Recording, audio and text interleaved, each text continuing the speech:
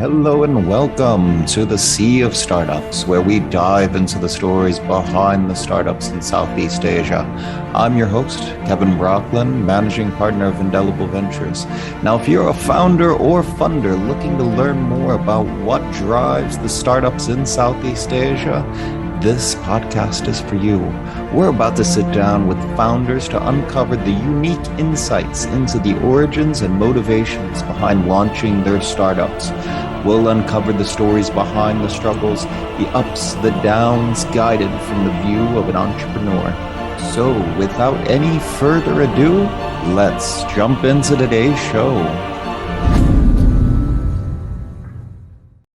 All right, I am very happy today because my guest is Wai Hong Fong, the co-founder of StoreHub. For those of you who don't know, StoreHub started as a POS system, but has since evolved into an all-in-one platform for retailers and restaurants to automate and grow their businesses. They are currently serving over 15,000 businesses across Southeast Asia. Awesome. Thank you very much for being here, Wai Hong. Thanks, Kevin, for having me here. Very cool. So the starting point that I do every question I talk to a founder is I always want you to take me back. Tell me, what is the founding story? What is the origin of the idea and what got you on the entrepreneurial journey in the first place? Yeah, those are two quite interesting questions, I would say. I'm originally Malaysian, but I spent most of my life prior to StoreHub anyway outside of Malaysia. So when I was 12, I was shipped off to Singapore by my mom to study in Singapore. I was an ASEAN scholar, they call it. So basically the government paid for everything. But I was not a very good scholar. So I was always bottoming out my class, playing too much computer games, almost lost my scholarship for hacking the computers because they were charging us, an arm and a leg to use it. And we just, decided to break the system so we didn't have to pay that much money. So after my 4 years there, it was some of the worst years of my life. They offered me a scholarship to go to college, but my mom was like, hey, I think Singapore is not a place for rebels like you. It's better I ship you off to Australia, the land of rebels. So I did go to Australia. I went to Melbourne University. The patterns repeated. I was also playing too many computer games there. I actually ended up failing 5 subjects at university. I did a very kind of like non-conventional degree for an Asian student in Melbourne. I did an arts degree in history and philosophy of science and media and comms. So the majority of my classmates were non-Asian. They were mostly local Australians, as opposed to say if you did a commerce degree or law degree or engineering degree. So like tons and tons of like foreign students in there.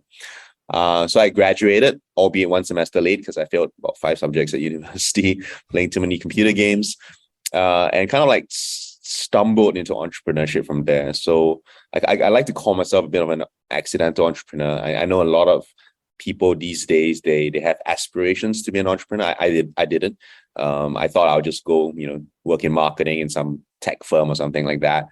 But after graduating, I wanted to do like that gap year thing, or at least a gap couple of months, but Asian families don't do that apparently, and so I was instead asked to help out my uncle in kind of like he has this little gift store in the eastern suburbs of Melbourne, and decided to help him out to list a few things on eBay and write descriptions, take photos.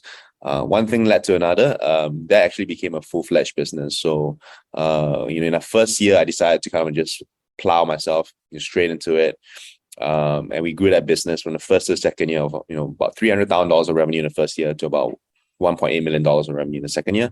And it suddenly changed everyone's perception, right? Or the whole family's like, oh my god, Wai Hong, like it was very cute on the first year, and then the second year suddenly you're growing this crazy business. And over a couple of years that grew to about $5 million of revenue, pre-VC, pre-angel investors or any of that sort. Just cash, good old cash flow funded, sell more next month than you did last month, kind of like business, and grow it from there. So yeah, that's pretty much how I got into entrepreneurship. It was my first job, quote unquote. I've never actually been to a job interview before in my life. And after I kind of like left that business because I kept fighting with my uncle at the time about not involving family, and he kept trying to involve more and more family. And I was like, eventually my aunt's sister and all kinds of random people from the family started getting involved. I'm like, no, this is not what I signed up for. So I left. I went to Shanghai to study Chinese, because even though I'm natively in Chinese, I look Chinese, I couldn't speak the language before, so I wanted to fix that. Did a lot of travel. Interesting, I did some work for the Chinese government as well, so that was really fun. I get to travel a lot. I get to meet all kinds of interesting people. One of the interesting people I met was Jack Ma's right-hand man at the time. So this amazing, super smart rocket scientist previously from NASA. And I learned so much about how technology played such a critical role in China's transformation. And as kind of doing all of that, I end up in this city called Fuzhou in the southeast of China. Met a retailer who was running a chain of female lingerie retail stores. Just implemented a new system. He was like, "Hey, Wai Hong, why don't you have a look at some of these things I've implemented?" I was pretty flabbergasted by how shitty the systems were. And I was just telling him, dude, you've got some really crappy stuff here. How much you pay for it? And it was like a couple $100,000. And that got me really intrigued, because I was quite surprised at how, when I looked around and did some of my research, how little technology, or at least affordable, good cloud-based type, technology was available for bricks and mortar retailers around the world. In the US, this was in 2012, there was kind of like a bit of a trend taking off at the time for iPad point of sales, but not much elsewhere. And so that was what got me, thinking about, well, where is the future of commerce? Where does retail go from here? Yeah, sure, I came from an e-commerce background, selling all kinds of stuff online. In fact, the rhetoric was always, we will destroy those bricks and mortar guys, and we did in Australia. But eventually I kind of like imagine a world where commerce just becomes it's not binary, right? It's not E versus non-E. It's basically just commerce powered by technology. And so we had this idea. I told everyone about the idea. Eventually met my co-founder, who was very intrigued, partially by the idea, but more so by my philosophy of life and the way I thought about, what businesses were about. And we started StoreHub out of my apartment together with this vision of just really, supporting and enabling businesses to kind of like work through the challenges of running a business, as technology, intersects every part of whatever they do. So we started out of my apartment in Shanghai, decided to move back to Southeast Asia to focus on the market here. And here we are. So that's kind of a long one, but that was our origin story. So you had some tech capability to begin with, because I mean, if you're hacking the system at the school in Singapore, I'm assuming your technical capabilities are pretty high, or am I mistaken? Yeah, absolutely. I was a super geek when I was a kid. I started using computers when I was like 4 or 5 years old, because my mom was a programmer. And imagine the early 90s, very few people actually had access to computers, but I had one at home.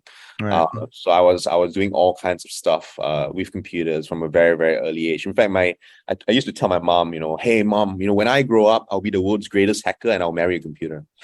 Obviously, that didn't happen, but that kind of like, a bit of an insight to how much of a geek I was.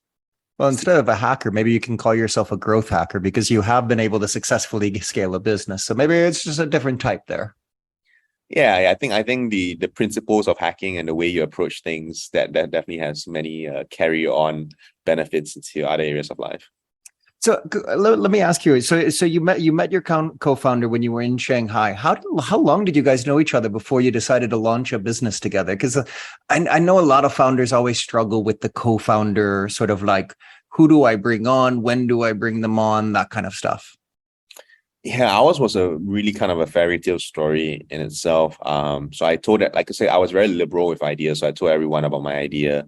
And one of my close friends connected me to Chong Yu, who is my co-founder today, who had just left Microsoft. And she was a bit of a superstar. And so after she left, everyone's like trying to court her to go and join their startup, right? But for some reason or other, she didn't feel very interested. And so happened that day that she caught up with my friend, there was a Christmas party for kind of like tech startups in the tech community in Shanghai that I was invited to. And my friend was like, hey, Chong Yu, why don't you go to this party? The guy I told you about Wai Hong, he's going to be there. And Chung Yue decided for some reason or another to go, even though she always says she's a bit of an introvert and she doesn't like to go for parties, but for some reason or another, she turned up. And we just talked for like 3 or 4 hours. And it was just like that kind of connection that you don't typically find just randomly. It's just kind of like really special. And so that happened. And a week later, I got this email from Chung Yue saying, hey, Wai Hong, I really enjoyed our conversation. I really resonated with a lot of stuff you're talking about. Here's, don't know how we're going to start, but let's try to do something together. Right. And then she listed out her credentials. She won 2 national programming competitions in China. She was the, president of the Women Network at Microsoft, top 1% of employees, on and on and on. I'm like, this person really knows how to set up her credentials. But so I think that's essentially how it happened. And of course, I think we're both very much dive head on first kind of people. And so we were like, okay, let's just have a go at this. And we did. Yeah. And so settling on the idea of StoreHub itself, were there iterations along the way? Were there different ideas that you were bouncing around, or was it like laser focused, let's go straight into POS system? Prior to StoreHub, I had like 20 ideas. So in between my previous business and my next business, I had all kinds of ideas. Yeah. One of the funniest ideas I'm thankful I let go of was an idea for a subscription condom business. It was kind of like, it was about the time where, I'm not sure if you've ever remembered this, there's this group called Dollar Shave Club. And I do remember that. Yeah. So that was the subscription business craze. And I was like, man, if you could do Dollar Shave Club, you could do. But yeah, StoreHub as an idea, because the core idea was so kind of like large in itself already, right? It was inspired by this, retailer in Fuzhou, but at the same time, it drew from larger ideas that I had been inspired from guys like the Jack Ma's right-hand man, and understanding how technology companies played such a critical role in China's own transformation, understanding how massive social issues like trust, massive, like infrastructural issues, supporting the small, how important it is for us to build platforms for small businesses as opposed to large businesses or rich businesses, the importance of the small guys and the fringe guys. These concepts were very much really core to kind of the idea of StoreHub. So as opposed to saying, hey, let's do a point of sale, it was these ideas that was what StoreHub was about. And so to be quite fair, over the years, it's not changed too much. Like the core concepts of what we thought about back then, sure, the expressions changed. I mean, we started out very small with point of sale, but at the end of the day, that was not the idea. The idea was much bigger than that. We just knew that we had to start somewhere small and somewhere core. And I think I can quite comfortably say, not to say there's anything to brag about. It's just that it's just one of those ideas that started out this big anyway. And so I think that didn't change, surprisingly. I think a lot of startups and entrepreneurs have ideas that have evolved over time. Others didn't really, but yeah. Okay. And did you initially start and build and start selling after the move back to Southeast Asia, or did you give it a go while you were still in Shanghai as well? Nah, man, you got to build and sell at the same time. Yeah. So like literally as we were building in Shanghai, we were trying to sell, with whatever. Anyway, you didn't even have to finish the build before you started selling. You just get a bunch of slides and go sell. We sucked at it. Like my Chinese was 6 months old. Yes, I was quite the most diligent student I've ever been studying Chinese in Shanghai, but still it was rough, right? And we built a product that was somewhat usable after about six months or so. I actually wrote about 30% of the code, something I'm still very proud of today. And I think the Malaysia kind of move was also somewhat accidental. I just told my co-founder, hey, let's go to Malaysia because I've got a friend. I'm not sure if you've been around in the tech ecosystem long enough to know Nazrin Hassan, the late Nazrin Hassan. Yeah. So I met Nazrin even before StoreHub at a APAC event when I was doing some work for the Chinese government in Singapore. And he was one of the most inspirational Malaysians I've ever met. Till this day, he's still a strong, dear friend. I remember kind of like saying, hey, let's go visit Malaysia. I've got a good friend Nazrin there, and he's such a champion for the ecosystem. We could learn something about, a thing or two about what's going on there. And that's how we turned up in Malaysia, spoke to Nazrin, ended up speaking to a bunch of other friends who were running F&B businesses, retail businesses. And then felt, hey man, we've got more traction here in this 1 week than we have had in the last 6 months trying to, launch this thing in Shanghai. And that's how kind of like the shift of focus happened. Okay. And then so this is back in what year? What year is this when you moved back to Malaysia? 2013. 2013. Okay, so you're starting to build out. At what point did you say let's look to expand into another country market? What was that kind of stepping stone?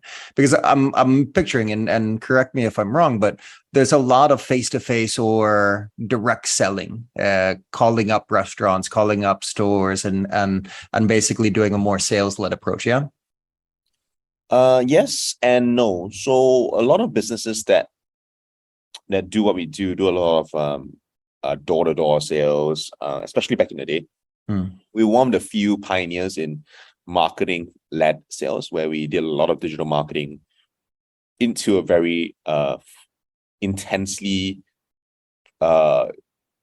designed inbound process for sales, and as opposed to an outbound process. And so that system worked really well. And I think post our seed round, just prior to our Series A, we were able to prove that system could scale. And because of that, that was kind of what led us to expansion. We ran ads in every country in Southeast Asia. We picked up the phone and we talked to these customers that we were, or at least the leads that we were getting in every country. And we did the math and figured out, okay, these are the countries we want to go into because unit economics makes sense for us there. And that's how we started expanding to the Philippines and Thailand. This was just before our Series A in 2017. So it was very much driven by an understanding that we have a system that could scale and it could work in multiple countries. And regardless of whether or not, you had to do face-to-face meetings or whatever, we knew that we could generate leads. And if we could generate leads, we can get sales. So I think for me, even though I'm a tech founder, I'm very much a sales system kind of guy. I love my processes. I love my systems. Yeah. Okay. And these expansions, since they happened right before the Series A, was this kind of a requirement in order to get those investors interested in jumping on board to see a multi-market company? Yeah, absolutely. I think, most of the investors that we were talking to were not Malaysian, for the very simple reason. In the early days, Malaysian VCs, oh my God. But there's not so many of them, to be honest with you. I mean, even if you're talking present day, it's you really have to start, especially when you start talking about larger sums of money. You got to go next door or elsewhere.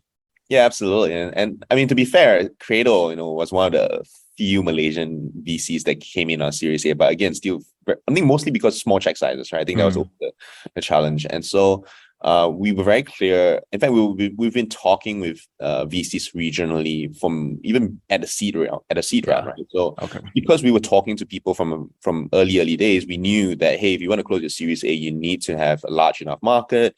You need to be you need to have demonstrated that your product and your company can scale across larger markets. And you can talk about the regional story, but if you don't have a regional presence, it's gonna fly, right? So I think that's essentially something we just recognized you needed to have. Yeah, I think that's a really smart and insightful thing as well, is that you were actually building the relationships with some of these potential funders well before you were actually getting ready to ask anything. So you were able to get insight. You probably were keeping the conversations going, staying top of mind for them so that they could see the progress. So by the time you ask, it's a lot easier. You're not doing that uphill battle all at the end. Yeah. Yeah, yes and no. I mean, absolutely right. Like, I mean, it's never easy, but like small like things like that, the process orientation, the sales process in you. Yeah, I mean, the way I see it, like, we did like 100 calls, 50 different investors. We did pitches to whatever for the Series A. And then the one guy we didn't pitch to came and gave us money, right? Like, I mean, that's basically what happens, right? Like, it's ridiculous. The one guy that I think we did one call, completely not interested, ghosted us for a bit. And then a couple months later, as we thought, oh shit, we're going to just like not raise anything. They come knocking on our door within 2 weeks.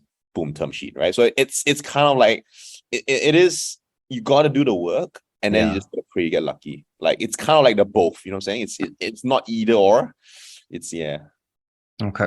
So let's jump back to this international expansion. So when you did it, you initiated out with doing the marketing approach, seeing how the leads did. At what point did you say, let's put bodies on the ground in market? We put bodies on the ground straight away. Like straight away. In order for the system to work, you needed bodies on the ground. Okay.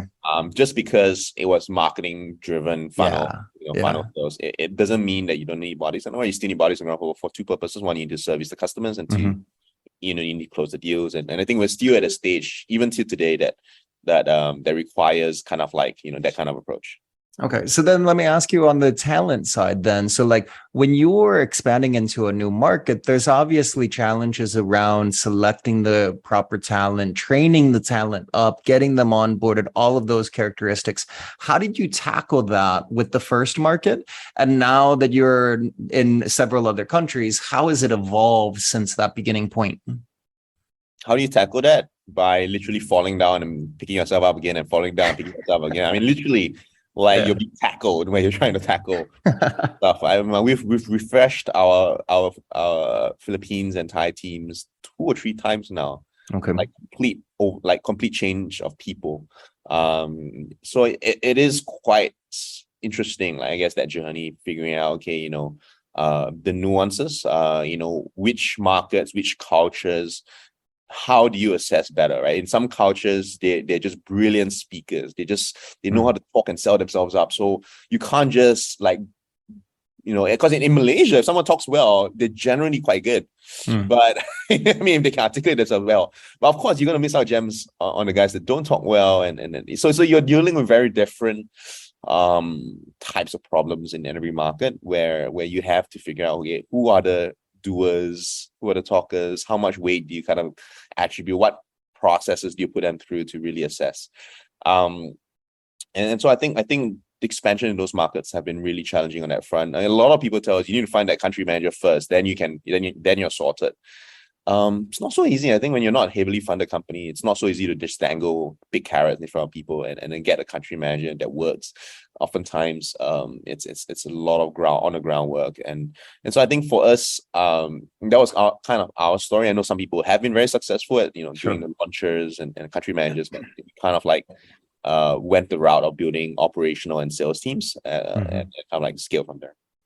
Yeah, I mean, no matter what startup, and after everyone that I've talked to, there's no one size fits all approach. It's really trying to navigate and find your way. And I love the like fall down, pick yourself up, because it is kind of trial and error. It's just can you iterate and do it fast enough at a pace to where you're not just kind of burning, following down the wrong pathway. Yeah, pretty much. Okay. And so then going from those expansions, are you just in the core major cities, or are you kind of multi-city within those markets? So is it like Bangkok and Manila, or are you expanded further beyond there? I would say like the majority of our customers are in major cities, but we have like maybe about 30% of our customers outside of the major cities. Okay. So it's quite a sizable footprint outside of Metro Manila or Bangkok or so on and so forth. Okay. So I gotta ask, because F&B business. So you expand back in what is that 2017, and then coming up into 2020 through 2022, where like the entire world shut down for a bit of time. Obviously, with F&B and retail, it was a difficult time. How did you guys navigate that? I if I'm not mistaken, there were a few product feature launches and so forth to keep people up and running. How was the pandemic period for you guys? Yeah, the pandemic was super rough. And our response to it was, I think the moment the first lockdown was announced, was to immediately think, okay, how are customers going to fare? No dine-in, people are not going to survive, right? And so we recognized at the same time that a lot of the food delivery platforms, 2 things. One was they would not be able to onboard the surge of restaurants overnight, and the restaurants don't have the kind of they can't wait, right, for you to kind of like give them that platform. And two, obviously, if 100% of sales is going through these platforms, it's not going to be sustainable for these restaurants. And so I think for us, we needed to figure out a way to sort that out. And so we launched a product called Beep for delivery for a lot of our restaurant customers that really took off. And of course, we also really had that analogy of falling down, picking yourself up. I mean, that happened as well because we're not a heavily funded company. We're just a small little tiny software company that decided to just support businesses in doing direct, delivery to their customers. And that's a really challenging problem that, generally speaking, you've got these massive super companies with hundreds of millions of dollars and many years that had, that time to figure out how to do it. But we did it. And I think we lost nearly 60% or 70% of our software revenue within the first couple of months of the pandemic coming because people were just not renewing their software. But I think within 9 months or 8 or 10 months, we were able to recover most of that in the form of transactional revenue from whether that's delivery or whatnot. And so almost half of our business completely, from a revenue perspective, completely switched from just pure software to transactional, and that carried us through the pandemic. Our top line didn't grow, but our generally speaking, our GP did grow. So funny enough, even though we were flat-ish in terms of number of customers because of the stores that were just shut down, we were able to, at least for the ones that survived, at least for the ones that we worked with closely, able to support them to stay alive, to remain strong and sustainable throughout that period. And to this day, many of them are still alive. So I think that's something that was really quite a special and challenging time for us because it was putting us completely out of like what we imagined that we were able to do, but we didn't. Yeah, sometimes there's opportunity in crisis, and it sounds like you guys not only were able to do what was needed for yourselves, but I have to imagine that those 15,000 businesses that you were serving were very thankful in order to have some ability to transition into the online order and so forth. I would say as a consumer myself, I was quite happy to see Beep because there's a lot of restaurants that I like and wanted that were not on any of the other delivery platforms. Thanks for being a customer. So looking forward. So like when you start going through the upcoming plan of what's next, how do you define success in the first place, and how do you work that definition into your planning process? Whether you're doing annual plans, shorter quarterly plans, OKRs, however you guys go about it. Yeah, I think there's a very big view of success that we first and foremost take, and that success is really about where is our role in the transformation of this region. Very much again going back to the Chinese story, right? Like how did those companies play an important part in the transformation of the entire country? And then I think for us, success first and foremost is making sure that we recognize our role as an enabler, as an empowerer of small businesses, that is a really critical part of nation building, of region building, and any kind of transformation that wants to take place at a macro level. And so I think first and foremost, that's the criteria that I define success by. It's really how many successful businesses, specifically SMEs, that we've really enabled. And of course, in a shorter term perspective, that's counted in the form of course, number of stores, but at the same time, the sustainability of those stores, the success of those stores. We recognize in all the years of doing what we do, that businesses really struggle to understand and have a thesis for what is a successful business model for them, especially these are not sophisticated. I mean, okay, some of them might have a Harvard MBA, but very, very rarely you find an SME owner like that. But the majority of SME business owners kind of like run by feel. They run by what they can see and touch. And the truth is that we see a massive opportunity to empower them with not just simply tools, but with a vision and a model for what successful and sustainable business would look like for an SME. And I use the word sustainable because I'm a big fan of those businesses that don't expand and remain that one awesome cafe that makes great coffee and food. Yeah. I'm a big fan of those businesses. And at the same time, of course, absolutely a lot of respect for businesses who are incredibly ambitious and would love to have many, many outlets. And for both types of businesses, I think success for us is measured, sure, by the number of those stores that we support, but at the same time by the success and sustainability of those stores. I think COVID for us was very defining, right? It showed us that some of these big brand names, they could just go away overnight. And that is the reality of the challenge of running these types of businesses, and sustainability is super important for us. No, that's fantastic. I think the sustainability is a key concern that the pandemic has highlighted as more relevant than ever. So when you look at going after this, is there any sort of like specific thing, whether it's an activity, a decision that you guys make as a company that you must get absolutely right so that you can maximize your odds of hitting that success factor? There's no one thing, but if you traced everything back, I think the one thing that carried us through is really the leadership of people engaging a challenging problem. And I say that because, as leaders, we don't always make the right decisions, and leadership is not about one thing that you get right. It really is about the ability to say, we're taking on this challenge, we're journeying together, and we're here to pick up, where people have made mistakes, where people have dropped the ball. We're here to support that effort. And so I think the one thing, if there's only one thing to engage with, it's really how does my leadership and how does the leadership of the people I lead will lead the organization forward. We've gone through all kinds of really difficult points in the organization. And last year or so, for the first time ever, I had to deal with the fact that half the organization wanted to leave, and that actually happened. And I used to say it's really easy to be a leader in good times, but true leadership is really tested when you have to lead people through difficult decisions, when you have to lead people through difficult times.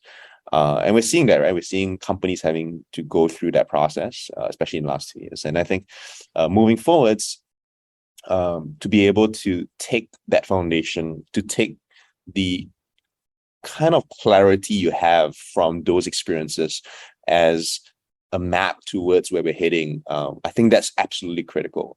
It's one thing to say, let's build an organization based on what MBAs tell us an organization needs. It's another thing to recognize that, hey, organizations are built upon good people engaging, leading, right? And I think that's something that's we need to keep our eyes on.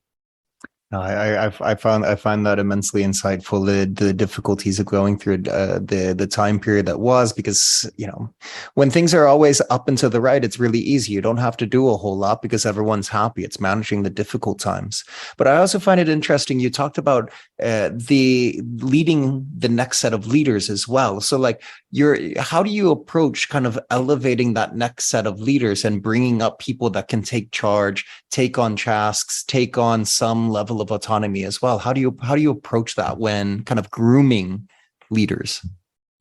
We have a very systematic, it's a very systems approach towards this. Like we tell everyone, I run a session called Cultivate, where every new joiner at StoreHub would turn up once a month. Well, not once a month, like their first month or two, they'll turn up to a session that I do every month to hear about my vision for the company, and I'll talk about product vision, platform for awesome businesses. But we'll also talk about the company vision, which is a place where people thrive. And underneath that, I'll describe how growth and meaningful work are key pillars of that, and how everything in the organization, our processes, our people, our policy are designed around these ideas.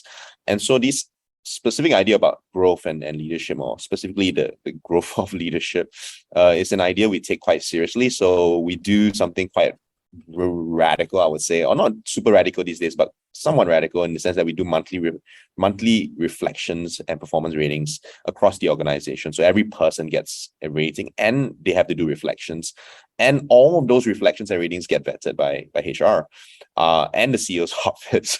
So the idea here is very simply that we recognize that leadership is very simple, right? It is helping someone chart a path for where they want to go, or where we want to go, and helping them get there, whether that's through support, through growth, through whatever it is, and giving feedback along the way as we make that journey. And the truth is, we're really bad at giving feedback. We're really bad at setting good goals. We're really bad at doing these somewhat very basic things when it comes to leading people. And we want to make sure that we know when our leaders are not very good at that stuff. And of course, not everyone's really, really good. And you will see that in these reflections. You see that in these ratings, questions like, what are some things you learned this month? Yeah, not much.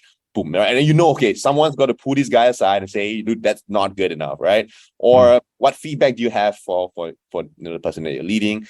Yeah, they're good. Again, we're going to pull you aside, right? So we actually do things like this, where we collect data about very important basic things that we've identified as critical for how organizational leadership needs to function. And we actually build processes and get people to pull people aside to engage them on this process of getting better at leading.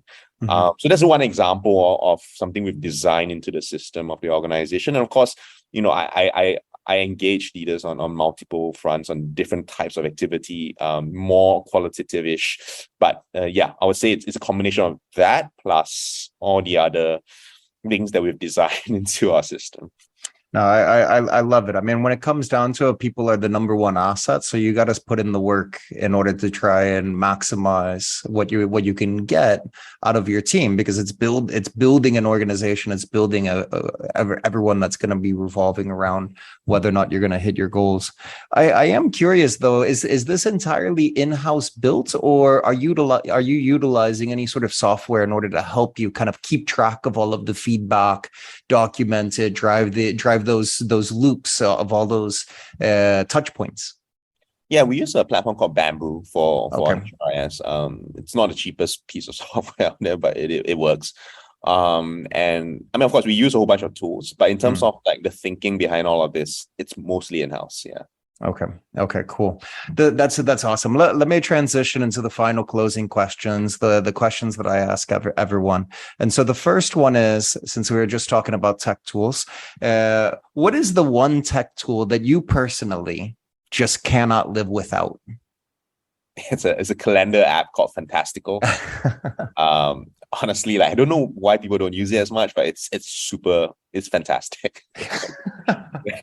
I love how the name matches the description of it. Yeah, absolutely. Yeah, I use it across all platforms, and it's like it's got natural language processing, so I can it's just great. Okay, very cool, very cool. I have not used it, so I might actually have to go out myself and give it a try. Yeah. The last one here. If you were to talk to another startup founder that is just getting started, what would be the biggest piece of advice or the best piece of advice that you would offer? Wouldn't be the nicest, but I would say it's important to count the costs. And the reason for that is because I think I meet so many, especially new or aspiring founders that don't count the costs. One of the analogies that we often draw here in StoreHub is the difference between building an organization that resembles a family and building on an organization that resembles a professional sports team. And of course, the Netflix culture could popularize this concept. And there's a very vastly drastic difference between how the two mindsets operate. And in the same way, a lot of entrepreneurs, sometimes we don't necessarily recognize the kind of journeys that we are starting out on. We think this is, let's just go for it. Yeah, I know it's hard. Everyone tells me it's hard, but hey, what could go wrong? Yeah. and of course, the reality is that the journey of VC funded scaling startups, tech startup entrepreneurs is a very different type of journey from the entrepreneur that's starting a cafe or a bakery or designing their Shopify store. There is a very different type of game that's being played. And a lot of entrepreneurs don't count the cost, therefore, like, what it takes to build that kind of business, what it takes to go down that journey. I often make I often tell people, hey, LeBron James didn't become LeBron James from eating McDonald's, KFC, and Pizza Hut 3 times a day. Like, there is a very intentional cost. There is a very intentional process regime that he puts himself through in his diet, in his training, in his fitness, in the type of coaches he works with. And yet we don't approach entrepreneurship, at least tech entrepreneurship for scaling VC funded startups, in the same way, even though we should, because the kind of games that we are playing is very similar to kind of like the kind of games LeBron has to play to get to be LeBron. And so I think I realized that a lot of founders, or at least aspiring founders, don't realize that. And I think that's a super important piece of advice. I got a business coach when I was 10 people as an organization. Until today, 95% of entrepreneurs I meet don't have a business coach. And I wonder, like, hey, do you not realize how important it is for you to be kept accountable to someone, to actually benchmark yourself against other CEOs out there, scaling startups, learning from the best? If you're trying to build something this difficult, why aren't you engaging that kind of journey? So yeah, for me, after kind of observing all the patterns, it all boils down to this one thing. They don't count the costs. They don't realize that the journey they're setting out on is this kind of intensity, it's this kind of demand, and it's this kind of requirement. And so, best advice, please count the costs. Yeah, it is incredibly difficult to build a startup. And once you take the venture path, the expectations are very, very high. So there's an additional load of pressure that's going to sit on top of those shoulders. Now, if you want to play in the NBA and you want to be like MVP, you have to count the cost and understand what does it take from me in order to do that. It's the regime, everything that you had mentioned. I love that insight, and I think it's something that more and more founders need to have drilled home. And it's great that you still engage with a business coach. That's fantastic. She's based out of Palo Alto, one of the best out there. Is it one of your seed investors, or is it just somebody that you know? Because I hear a lot of founders have close relationships with their seed investors, even when they've well outgrown that size of check, when they're B round, C round, just the relationship kind of maintains. Or is it just a connection that's been useful? So I have that relationship with my angel investors or my seed investors. Those guys are some of the best mentors. I think I would say I still have today and friends. But I make a very strong distinction between that kind of relationship and a coaching relationship. And the coaching relationship for me is way more intentional. I sought out a coach when I was 10 people. I Googled literally Silicon Valley business coach, female. Okay. Actually, I wanted a female coach because I felt like I needed someone who was probably more biased towards the people organizational side of things than just the performance organizational side of things. And that relationship has just really carried or helped me grow to where we are today in a very honest way. And she's worked not just with me, with a lot of my executives as well. And so it's just been tremendously important for us to recognize how a coach approaches things differently. And so yeah, that's something that I just wanted to do. Very cool. That's a great point to close on. I want to give you a huge thank you, Wai Hong, for being on the podcast. There's so many things to unpack. I know I'm going to listen to it many times over. So much insight. I appreciate it very much. Thanks for having me, Kevin. Really, really happy to be on the show as well. Awesome. Thank you.